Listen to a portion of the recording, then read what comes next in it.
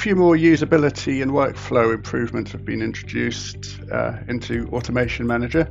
One of them is the ability to process part of a job through multi-select, so you can select any parts you choose and right-click and process the selected items.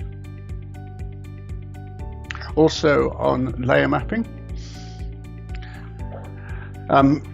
we've continued to make it easy to identify items that are in use. We've already implemented similar in configurations and materials. So highlighting unused setups,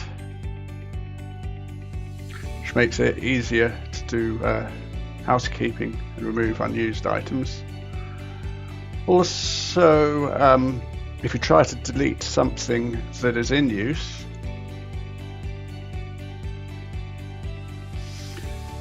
we get some information telling you which job is using it, so you can modify that job as needed or remove the dependency.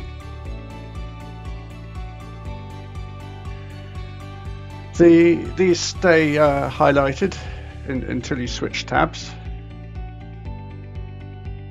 Also, if there's missing machining styles now, we highlight them.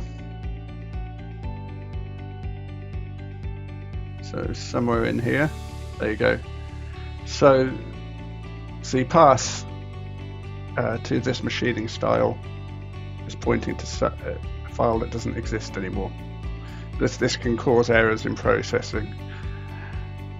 So if you get those errors, it's easier to find the problem. And in addition, we've got this button, which if you press, it will highlight and expand the tree and show all missing machining styles.